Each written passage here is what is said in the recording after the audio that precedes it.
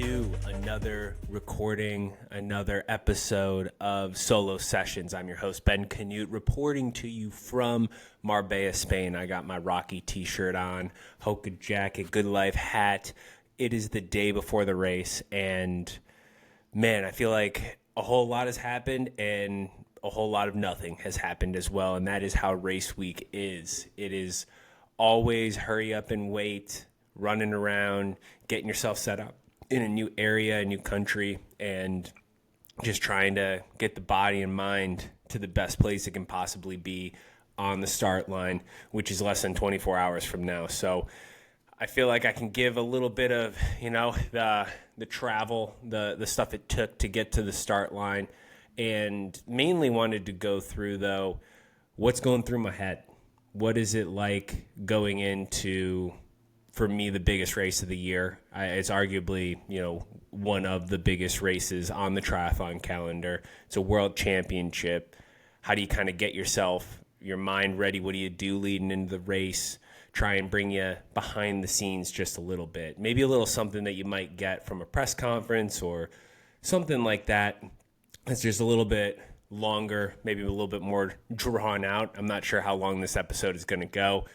Kind of just go until I feel like being done, but also just maybe like a little bit more in depth. And since I wasn't really in any press conferences, had one panel with Hoka, but since there wasn't much of that, I feel like this is kind of a good area, kind of a good background as well, because went through the course last week. I've been talking about how my training has progressed, how I'm feeling, but just kind of give you a bit more of that. And honestly, I'm just grateful and excited to be on the start line.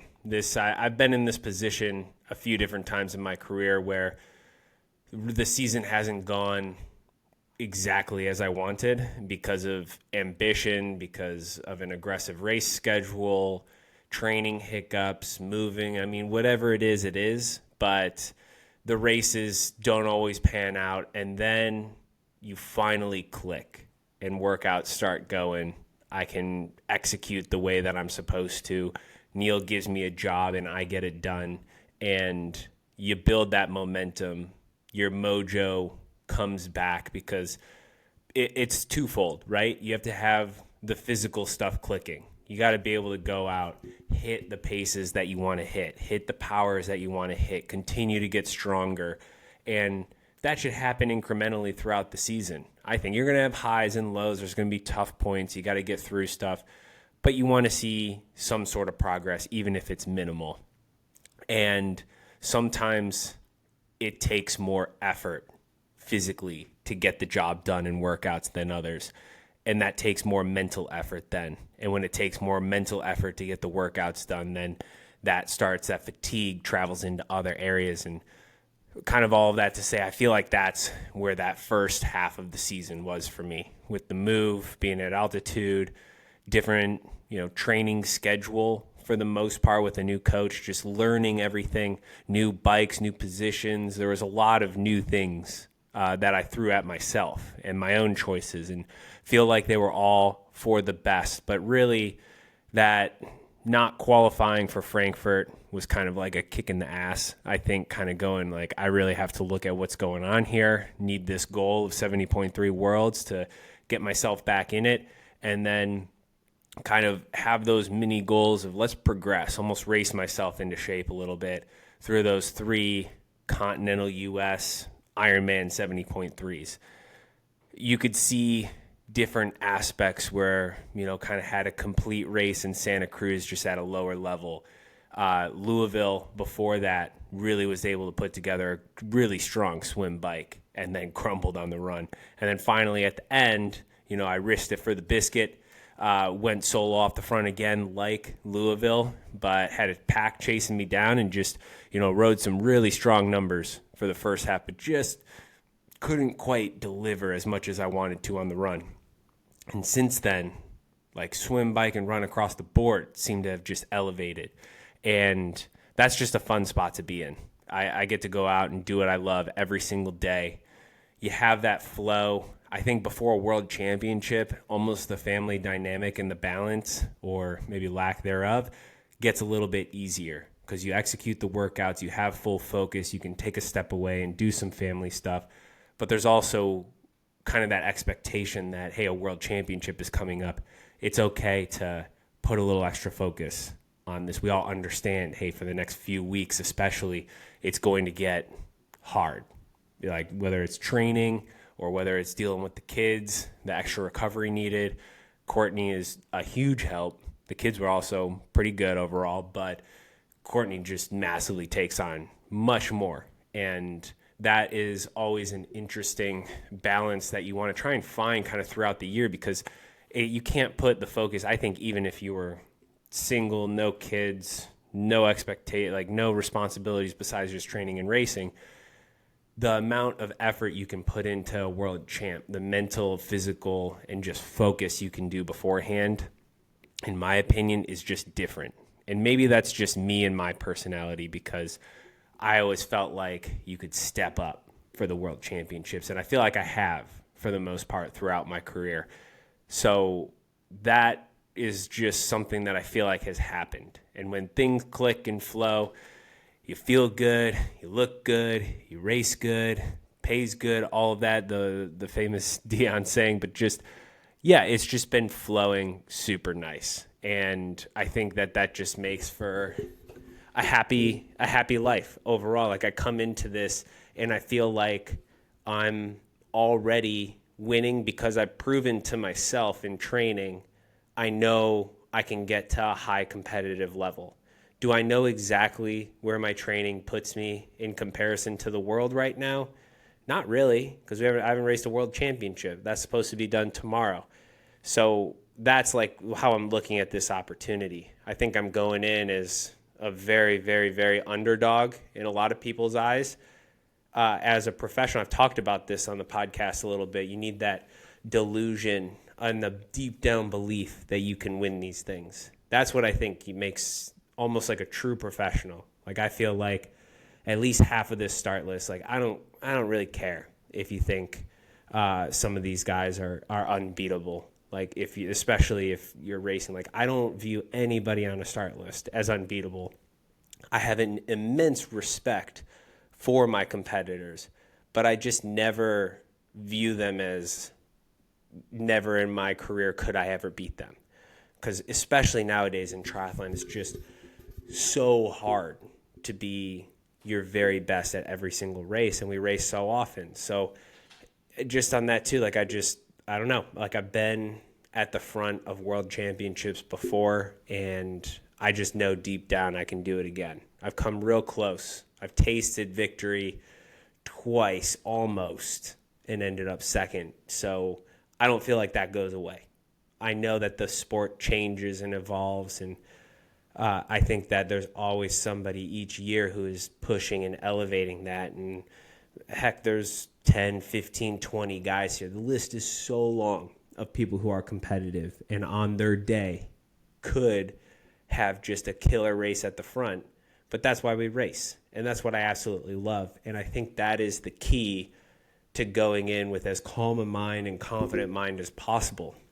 Is like you have to believe in yourself and executing your own race. And what I've especially taken note from these past few weeks is you throw any sort of pain, suffering, hard workouts, efforts, whatever it is at me, I'm going to be able to handle it.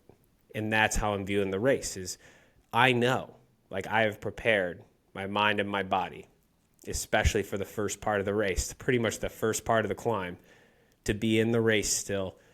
You're going to have to suffer. You're going to have to do some things that feel uncomfortable mentally and physically, because we're not just riding threshold to the top of the climb.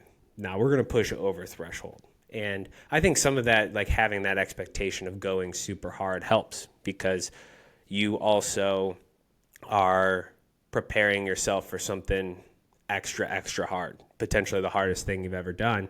And then you get there and it's either going to meet expectations or maybe it's going to be a bit better. So yeah, I think with the lead in, with the training, with everything going on, I'm super happy. I'm happy with it.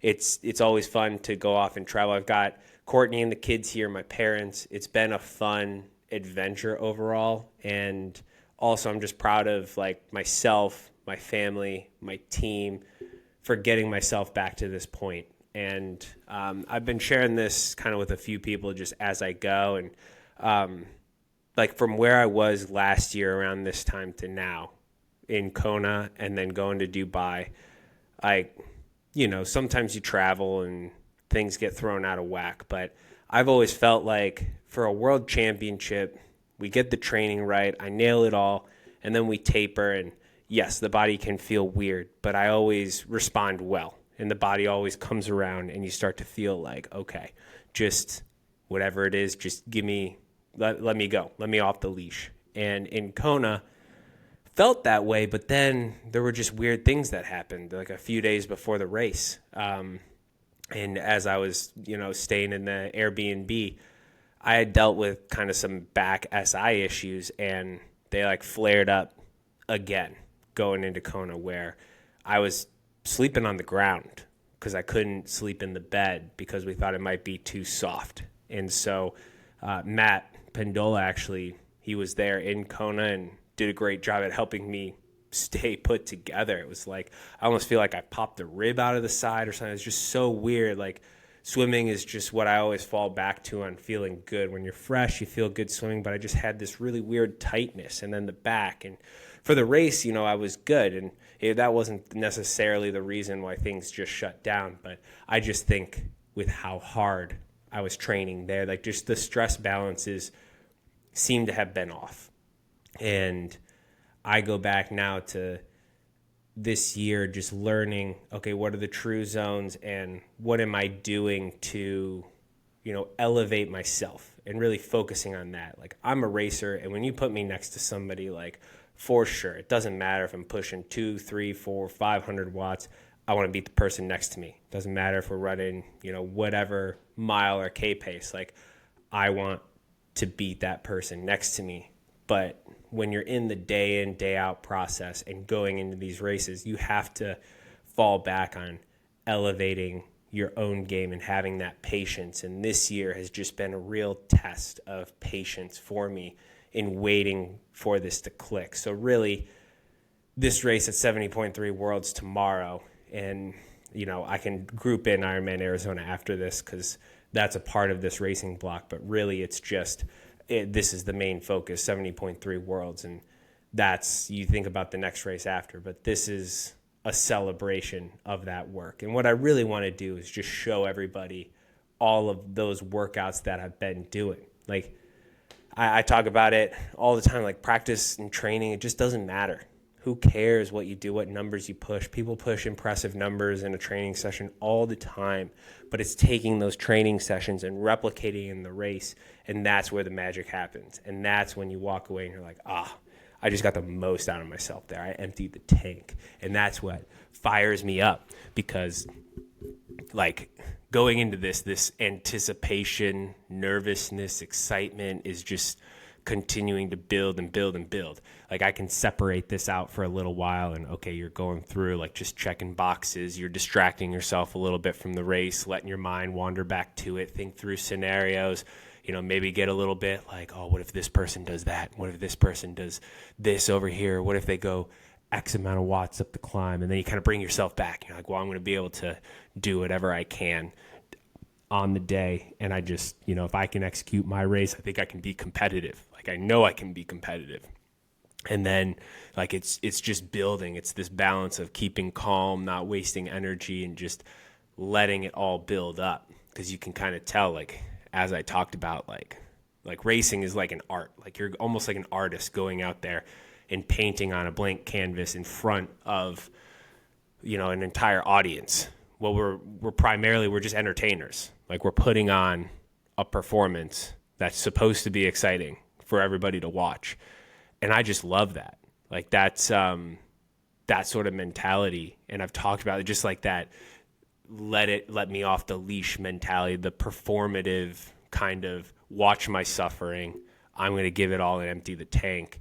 That sort of stuff fires me up. It's like the football players going out, like Ed Reed going out on all fours, or sorry, that was Weapon X, Brian Dawkins going out on all fours out on the field, just totally almost out of his mind, ready to just flip the switch into race mode. And that right there, I think, is a great analogy for where we're at, because I'm in the stadium, in the locker room, waiting. It's waiting. It's the quiet. It's in the Rocky movies or any boxing movie. We're just down in the locker room with the hands all taped up, the boxing gloves on, and everybody's just silent in the room doing the warm-up, whatever it is. And that's like the moment right here, because I think almost every athlete could probably agree to me. This is the worst moment in time in the whole process. The training is awesome. Like, it's hard. You know, bury yourself. You're tired all the time. You're dealing with different, little niggles and aches and pains that are going on. But it's the process. Like, that's what glues you to everything. That's the basis of it all. Like, you love that aspect of it and the building towards a big goal, and you dream as you're going through it. And then as the race gets closer, the event gets closer, it's all of that background and all of the pressure and the noise start to build up, and the waiting. It's one thing when uncontrollables happen to you in the race, because that switch has been flipped. The gun is off. You're in your zone. You're finding your flow. You're in race mode, so stuff just happens, and then you respond to it.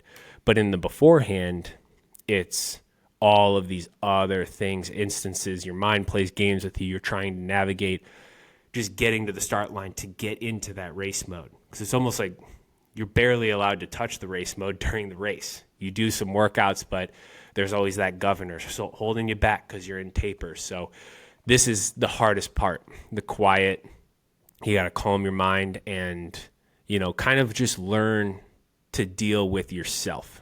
And that's where I think when you love the process of the sport and you pretty much like love yourself no matter what happens, because you have to be willing to fail or to come up short on your goals or to risk it to, try and be great.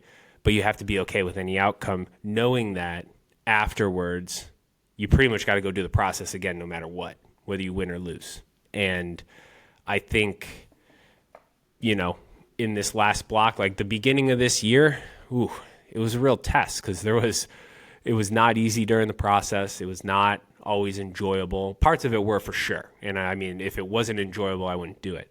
But then the racing was tough too. And now there's just that feeling of when you're hitting the workouts, you're like, okay, this is it. Like, something's building here. So, I mean, I don't know if I'm really in my mindset, I guess, overall. I'm kind of just explaining maybe how I'm feeling in and around and kind of some of this stuff that you're navigating. Because really, I mean, I could talk about the travel over with 2 toddlers, but that all went fairly smooth. And being here in Spain in a foreign country, you just navigate everything, right? It's just a part of being here. And I just haven't let stress come into my life in this week overall.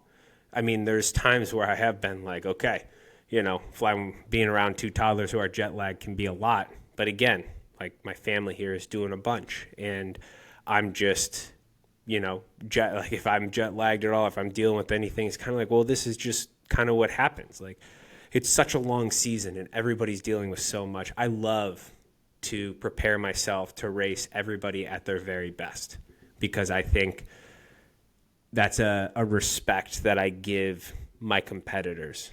But there's also a reminder that when you look at the start list, everybody's dealing with their own stressors. Everybody's dealing with a long season. Everybody has done their own buildup.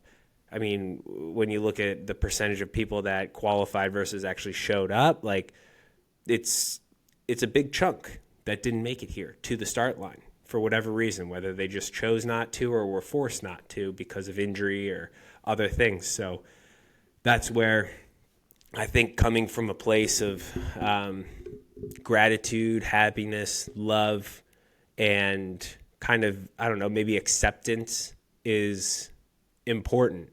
And just also, I think, excitement for the unknown. and framing it that way, because we all worry about, oh, well, what happens if X, Y, or Z, if I don't feel good, this or that. But that's why we train, is to try and take out those unknowns and also just trust, like, hey, all the work's been done. This is the good part. This is the fun part. Yeah, the waiting sucks, and that's the part that you have to get through. But overall, the racing itself, the battles that are going to happen, the war stories afterwards, the getting every last piece out of yourself and going after a goal, that's what excites me. And that's why I'm wearing a Rocky shirt right now. I've worn Muhammad Ali shirts, a specific Muhammad Ali shirt before most of the races in my career. I've worn a Top Gun shirt, but I've also, I've just taken a lot of inspiration from Rocky going into this. When he just wants to go the distance with Apollo Creed to show that he's something, that he worked hard, that he pulled himself up, that he can compete with the best. Or when, he's going into the ring with Drago, who's supposed to be absolutely unbeatable, which sounds a lot like triathlon at the moment with some people, and him just going like, that's cool, maybe he will kill me, but if he's going to kill me, he's got to be willing to die himself, because I'm not leaving the ring unless I'm dead or one of us is dead. And, I just feel that's how I love to race, when I can get through, completely empty the tank. There's another quote that, I don't know if it was Ferrari or just one of the F1, maybe it was a McLaren guy at some point, like one of the owners or founders or something, but it was like the perfect race car pretty much disintegrates right after crossing the finish line. Not before, but like literally like 100th of a second after, because you got the most out of it right to the finish line. I love that quote, because that's just what I want to do. And to, I guess, use that in emptying the tank and exploit as many people as possible to finish as high up as possible as I can. And that's the dream, man, to be able to be a professional athlete, chasing world titles, and executing your best race on the biggest stage. I don't think it gets any better than that. That's like what I've dreamed about as a kid and what I've been able to do for like the past 10 years or so. And, even racing kind of on the biggest stage as a junior and everything. And, I've been inspired by a lot of people who have come before me, other people who are in the sport, competitors, not competitors, I love sports. So to be able to do this and just to be a competitor and prove that I'm a competitor here, I think it's awesome. So I guess I don't have too much more to say. Sometimes I just kind of got on and figured I'd ramble a little bit about where I'm at and what I'm thinking kind of going into the race. And it's definitely, just to kind of sum it up, it's like a few different things. Like, one is the cool, calm, collected killer who's ready to go, not fazed by anything.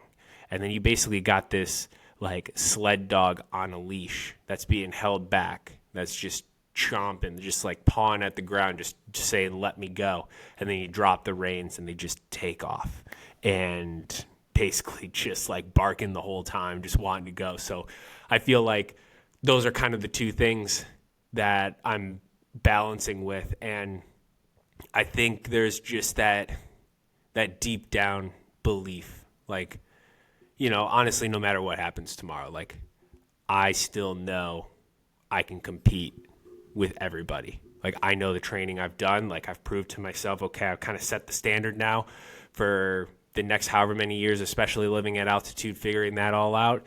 And I just want to see what that training has gotten me for here. I mean, I've seen some great numbers this week that I'm super happy with. And yeah, I don't know. I just feel like that I have some stuff in my head. I mean, I don't think anybody really listens to me. And honestly, I guess it doesn't really matter.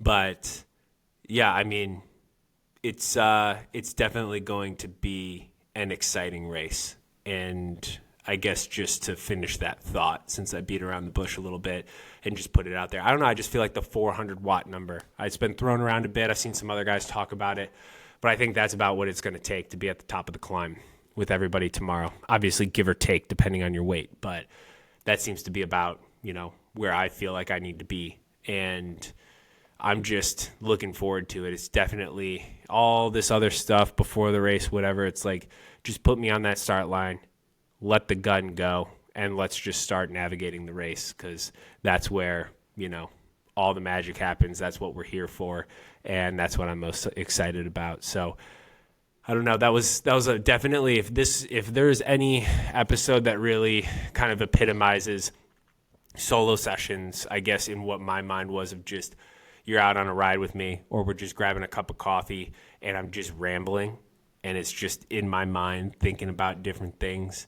This is kind of it, because maybe I would get in, like, there's a little bit more of a back and forth of like, oh, a specific person going up the climb here, this or how, but then it like kind of gets shoved off. So it's like, that was pretty much like the tangential way that I get through training and stuff in my mind, or when I'm just sitting around thinking and there's no other distractions. So I hope this one was enjoyable. I feel like this was almost like a little bit of just a public diary entry for myself too, for before the race, so that I can maybe go back and listen and see, how I was. I write in a journal before the race a little bit and have a journal entry there. And obviously, there's been people surrounding me so they can kind of tell me too, but just have a little bit of this. And this is an exciting trip. It's almost weird that the World Champs is already here, because it feels like I've been building towards it so much, even though I've had to pivot and, rearrange my year a little bit for certain goals. And it's crazy that it's, less than 24 hours from now. And 24 hours from now, I mean, the race will be done, which is just wild. So it's time. Enough talking, enough, guessing. We're going to know all the answers within 24 hours. So thanks for everybody who is following along, has followed along, is just finding this.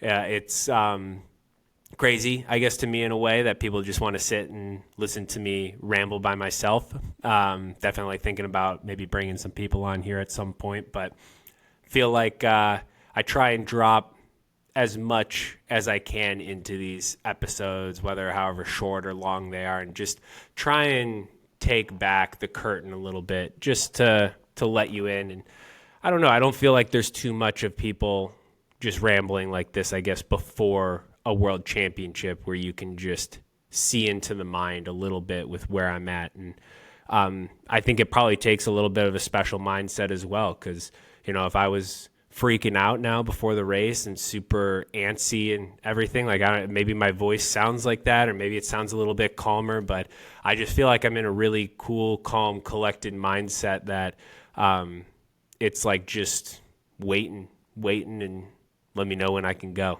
So with that said, thanks again, everybody. I really appreciate it. I'll stop dragging this out. I'll see you on the other side of a world championship.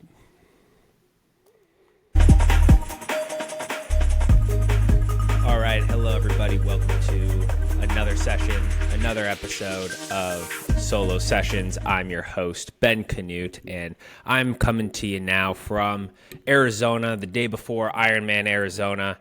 Trying to stay consistent with these podcasts. I was able to get one to you out of Spain, and now I'm talking out of Arizona. I got to say, it's not the easiest doing everything in between travel, but to be fair, I guess I'm just getting on and talking about what I want to talk about right now.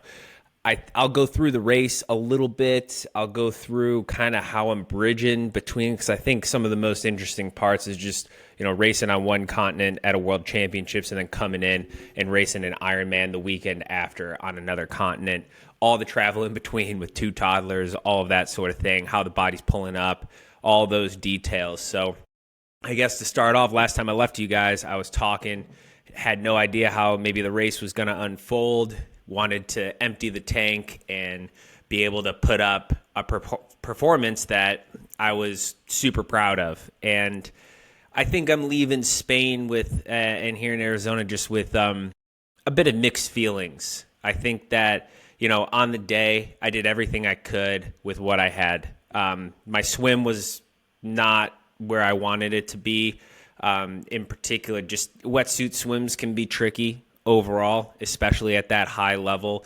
Those WTCS guys are no joke in the water. The Italian Crociani, we said he was going to be off the front, and he sure as hell was. And, I wasn't that far off of the main pack, though, which is great because even on an off day in the water, like I'm still in it. And that's what you got to do. So no matter how you're feeling, how you're going in the race, you got to be able to make connection with that. Because in my mind, the biggest thing was I want to be at the bottom of the climb with everybody. So before I get too far ahead of myself, got to say the whole lead in that morning, all super smooth. Was able to get to the race, set up, get warm up in, all my carbs, caffeine, all of that stuff good. Nothing really of note, which is fantastic because just checking off everything that I needed to perform the best I could on the day.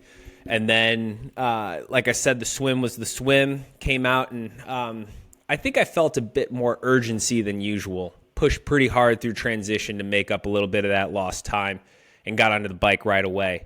And as we all saw, Yelagines ended up in the barrier. I had come out right with him in the water and was thinking to myself, this is great. He's been leading T100 races, been in the mix all year on the bike, so I'm in a good spot, and we're going to make our way to the front. And then as I'm coming out of T1 with my bike, after having a pretty solid transition, he just ran a bit faster than me, so he was a little ahead. Saw him in the barriers and was like, whoa. Okay, last year's world champ is in the barriers. We'll see how that pans out for him, which we all know it panned out pretty darn well. But I was like, this is already pretty nuts. Just felt kind of chaotic because we had 20-some guys all really close to each other. I know the pack behind even was 40. So it was very chaotic and narrow through the early parts of the course. And right from the beginning, like I got up to the front pack pretty quick, but then I proceeded to make passes on a lot of people to try and reposition myself well before the first left-hand turn, which was the first kicker. That got me close, and then I really tried to make moves on the kicker, but everybody else had the same idea. And I mean, on the broadcast, it really doesn't look great with the camera angles. Thankfully, we do have race rangers so you can see what color the lights were. I feel like for the most part, people were pretty fair in passing on the flats where the most draft is. Obviously, on that first hill, that first kicker, every light was red as everybody tried to pass and rearrange themselves. So the main thing for me was just trying to figure out where I can fit in the pack, kind of catch my breath and hit the climb well. Well, and, I guess starting, like, my legs felt good, but maybe not, like, super fresh. But I think the main thing was I pushed hard to get to the front of the pack and then took that left turn and we hammered up the hill. And I was about fifth, I think, in position, which was perfect. I guess people noticed because I made it on the broadcast. I had moved up really fast. So that was good. And I had this urgency that I had to be up there. But by the top of that climb, I think my heart rate, I saw it in the 170s at the beginning, which is not crazy. I felt like I could handle that, but it just seemed like with how the swim went, with all this pushing, with all the way to the bottom of the climb, essentially, and having to follow these four guys up front, too, who were also pushing hard, I maybe just put myself too close to the limit to where once we got on the climb, trying to then again reorganize ourselves because people were making passes early. You wanted to keep position. I knew I could drift back through the pack a little bit and still have connection at the top, but it just seemed like halfway up that first part of the climb, I'd put myself a little bit too far and the power just wasn't coming how I wanted it in the legs. And so I slowly kind of drift through the pack and just barely had connection through the town of Ohen. But by the time we hit those switchbacks where it actually kicked up quite a bit, I would say the power wasn't terrible. Like to the top of that climb from the start of the race, I averaged like 360. So probably not my best power overall. Like I feel like Augusta, I really had that first hour really solid and it was probably about the same. And so on a climb, I feel like I should be pushing a little bit harder, but the fact of the matter is I wasn't and got gapped. And I ended up in like a chase pack with a few others who I think were also just a bit on the back foot. And we spent a long time just trying to catch that chase pack. And it took us until after the turnaround. And it was like good. Like on the downhills, you can recover, but it just felt like every time I hit a climb, it wasn't good. The legs just were going south. So that was pretty frustrating and had a bit of a pity party because I proceeded to get dropped again a couple times, going to the very last climb and on the descent. It's just a bit of a, what am I doing here? Like the bike, not really where I wanted. I'm not executing that well, and kind of came around where I'm like, all right, even if I'm not going well, bike is mostly frontal chain, with quads and hips. Maybe the back was a little off, like whatever it was. I'm not even a week out, and we've kind of analyzed a bit, but at the same time, it's like, don't overanalyze it, put it off to the side. So don't have like maybe tons of answers, kind of viewing it as maybe an anomaly because all my other bike riding has been super good. But I was like, whatever. Okay, frontal chain not working. Maybe posterior chain is. Hammies can fire, glutes, all of that for the run.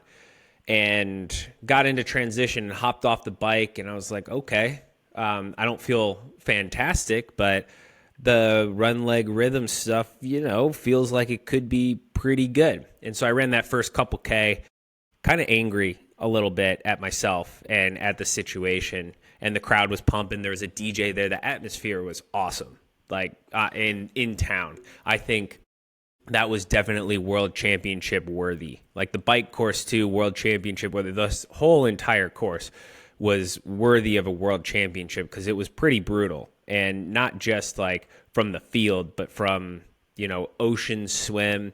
The climbing on the bike was super brutal, and then getting off, running through town, the atmosphere was awesome. Of course, there were quiet parts of the course, but just, it was almost a stadium-like feel running through there. So I kind of used that momentum, saw the family. Guys ahead of me were not running as fast. I was kind of getting out a bit quicker than them, I think, or at least holding close to them. And so went to work, and it really didn't do myself any favors coming off the bike because I was a couple minutes down, maybe a little less from that pack in front of me. And it took me 5 miles-ish to start catching the first couple guys from there. And I was just, I guess in my own zone, running my pace, and knew it wasn't spectacularly fast, but also knew that was such a hard course. Guys could end up blowing up. It might be a little bit more Ironman-esque. So the mindset, on the swim, just to start there, kind of just take control of the situation. This is what it is. Make sure you set yourself up for the bike. The bike started, I guess, maybe a bit urgent, didn't have enough patience, maybe a little pity party here or there, just trying to figure out, okay, what can I do to snap myself back into this? And then the run ended up being much more of like, I'm going to go out and have a good run. It's at least a training day for Ironman Arizona. Let's go out and see what I can kind of do without, I guess I didn't take so much risk, but ran a really kind of steady, solid run and closed the last mile or two pretty quick because that first loop finally caught, I think it was Taylor Reed and a couple other guys like around there. And then the second lap, I was like, all right, let's go to work. Let's go catch those next guys. And some guys who were struggling were able to pick it back up. So only picked off maybe a few people in that run, but at least I was really happy with the fact that I was able to get off the bike and still perform. So it's not really this fitness issue. It feels more like this, weird trigger. I've talked a little bit, about like the last episode, how I was sleeping on the floor before Kona, how I had some back and hip issues, just like with tightening up, feeling like, when I raced Kona and some of these other races where I just would lose it on the bike at a certain point and then could never get it back. The marathon, whatever it was, even this year at times, like through Frankfurt and Texas, like the run never really showed up fully because I wasn't in the right, I guess, fitness to express it.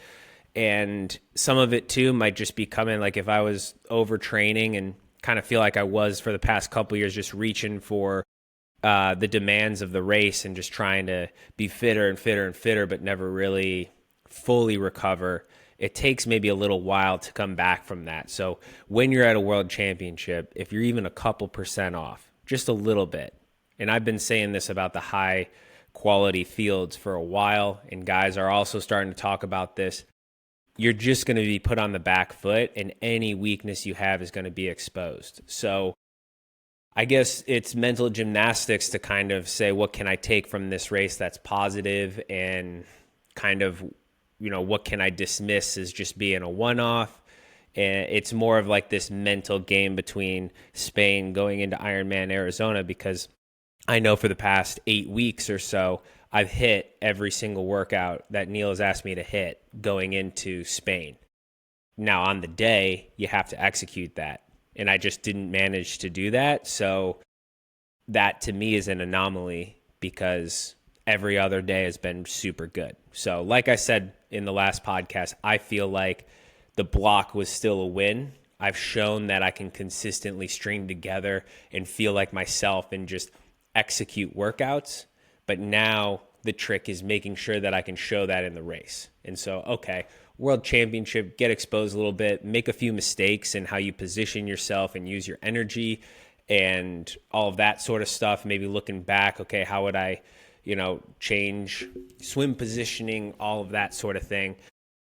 I think that, a lot of little things add up. So I don't have any like concrete full answers for why X, Y, or Z happened. I have some theories, but overall, it at least gives us this data point. And I look at the race, and I was 15 minutes off of Yele and Christian, and their race was absolutely incredible. Casper Stornes is just, on another level this year, has totally stepped up. And you got Magnus and Jonas Schomburg, like all these guys who are racing super well.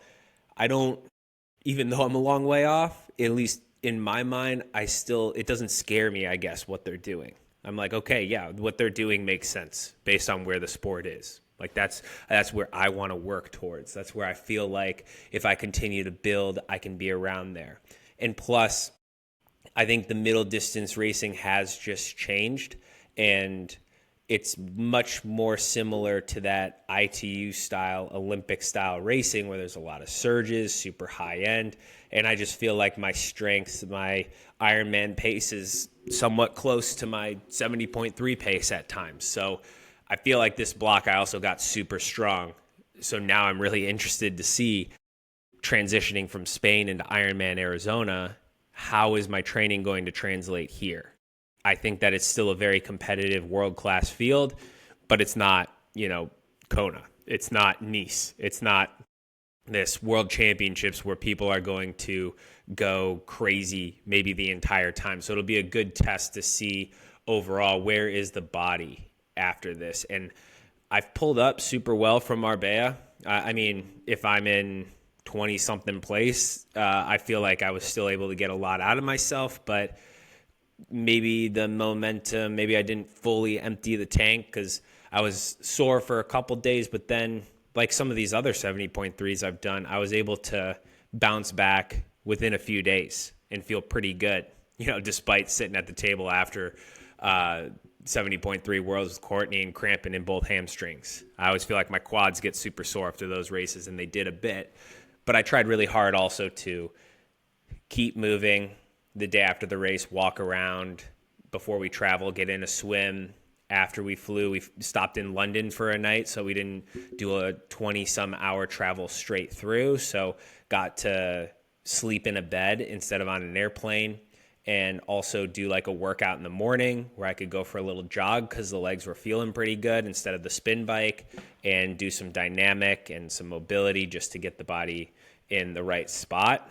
And then get to Arizona, and basically the next couple days just connect the recovery into firing the body up to get ready to go. So overall, I feel like I did the travel super well with being able to do the overnight in London, keep the body moving. I think it all sped up my recovery. Do a little bit of cold plunging, whether it was in the ocean or in the pool at our Airbnb in Spain. So recovery went super well.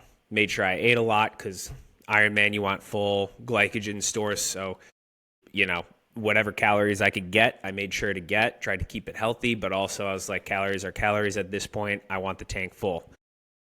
Now I'm sitting here day before the race, and I'm at Ironman Arizona. Obviously, it was my first Ironman 3 years ago.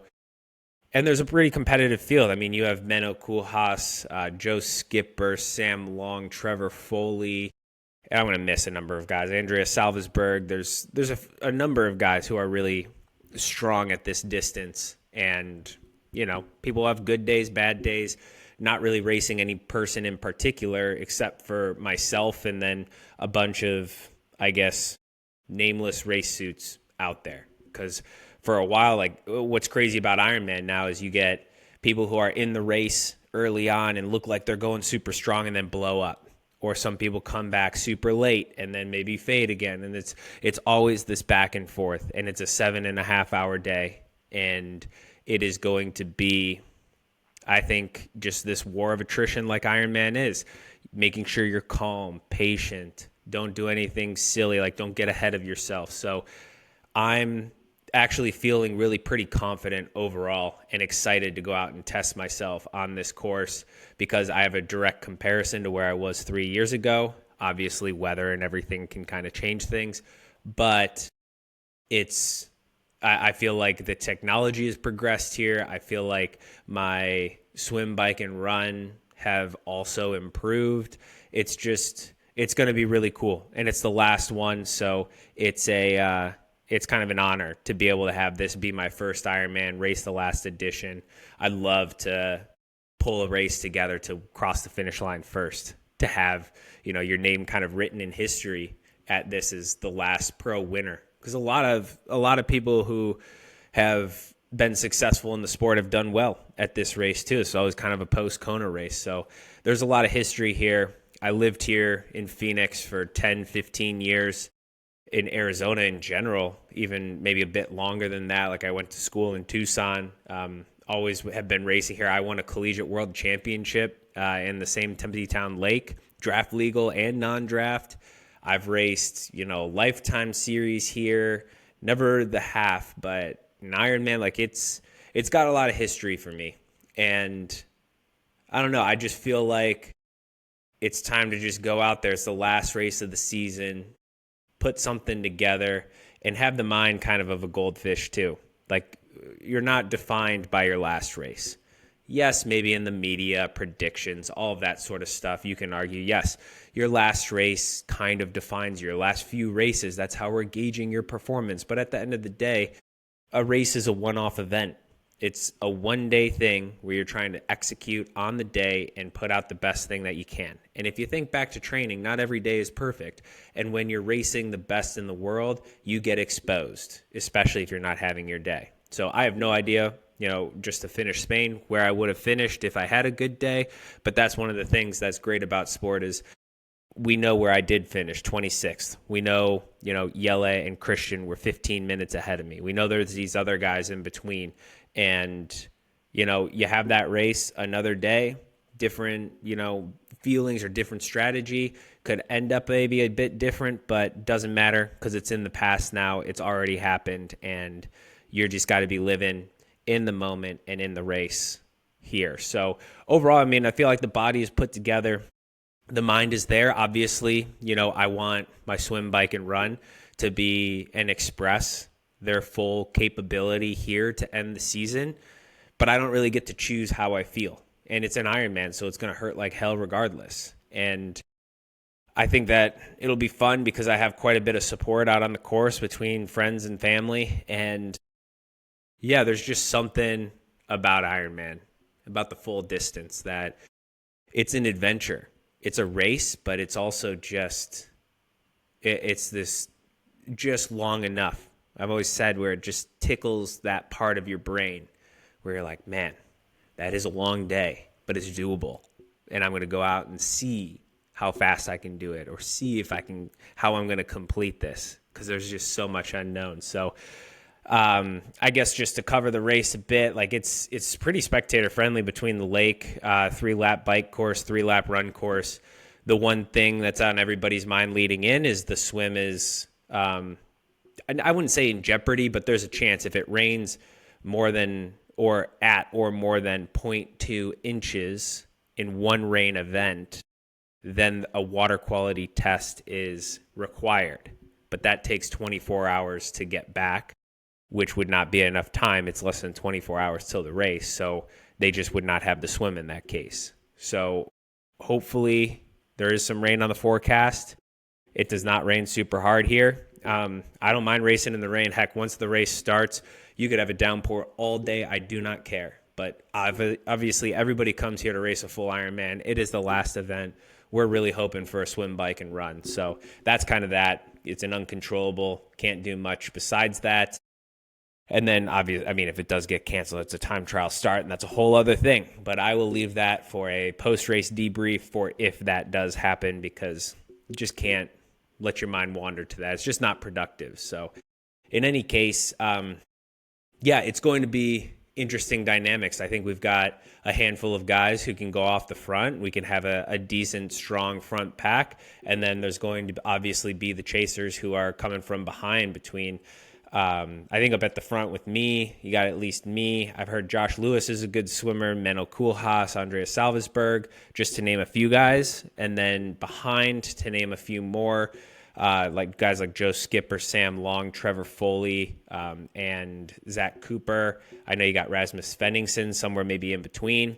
So it's going to be a lot, and it's going to be crazy with the age groupers on the course too. It's not as crowded as it was 3 years ago when I did this race, but that's part of the race and part of the course almost, is being able to dodge, duck, dive, whatever the 5 Ds of dodgeball are, around all of the other people on the course. Stay safe, get in all your nutrition. The aid stations are going to be limited because if they're jam-packed with age groupers, like, you got to make sure you get your fluids and your carbs in, but you also don't want to have to slow down a bunch. That second loop, people are moving a bit faster. The third loop, people are really slowing down. So then the run happens, and it's a deceivingly hard run course because it's up, down, all around, and it goes like kind of on dirt. It's actually a deceivingly hard run course with some of the hills and everything like that. So that's pretty much it.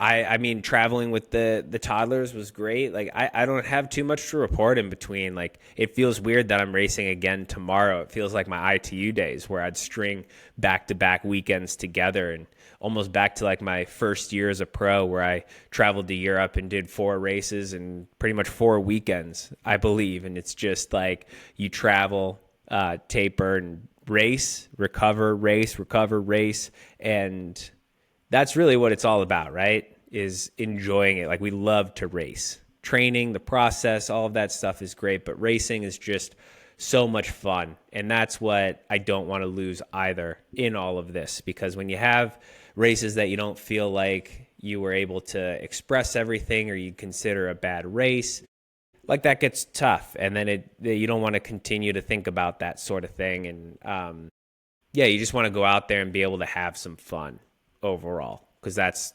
essentially just the basic part of why we even start this sport. So I overall am looking forward to this race. I guess I'm a little talked out in between, like, not much has happened, even though a lot has, but the race is going to be a great end of the season. And then hopefully I'll come back and I'll give you guys the whole breakdown of, watts and everything for the bike course, more dynamics, talk about all of that sort of stuff, and maybe come back with some answers too, because as I get into the off season, plan my season, figure out what races I'm going to, there will be more answers as we analyze things for, maybe what we feel was the cause of Marbella going kind of sideways or not being as we expected my body to respond, how, maybe Arizona confirms or denies that. So we'll have a lot more data and information here. And I feel like I'm excited because I saw from the beginning of the season to the end, at least in training, going from grinding it out and trying to get my body to respond to all these different stressors and stimuli, to now where, having strung together, maybe 8 weeks, maybe it wasn't enough for Marbella, maybe it's enough for here. Like, we're going to just have a lot of different answers, and then be able to fully reset, recover, and work on 2026. So that's getting way ahead of myself. It's blinders are on, race days tomorrow. I got that excited butterflies in my stomach going on right now. And to anybody out there who's racing, good luck. I hope everybody kind of watches, tunes in, gives Ironman Arizona the best send-off that it could possibly have, because as a race that's been around forever, it deserves that. It has been a staple on the circuit, and it's sad to kind of see it go. Hopefully there's a worthy replacement, but I'm going to do my best to express, I guess, my gratitude and honor the race in the best way possible to send it off, kind of into the sunset here. So thanks for everybody for tuning in, for, listening through the journey from Marbella to here. I'm going to keep trying to put these out weekly. If I can do it in between races and in Spain and Arizona away from home, I can definitely do it every single week when it's off season. And we'll try to put together some more different types of topics. Like these ones are a little bit more free form, stream of consciousness, just bringing you from one weekend to the next of racing in between. It's my first time kind of going 70.32 an Ironman. So it's, kind of just me talking through all of that stuff a little bit versus having something like super planned out. But yeah, in general, I'll have some stuff to think on over the off season as well. So here's me, I guess, signing off, saying goodbye, see you later, see you on the other side of the Ironman. So we'll chat again next week. So thanks again for tuning in. Last race of the season, time to go empty the tank. Thanks, everyone.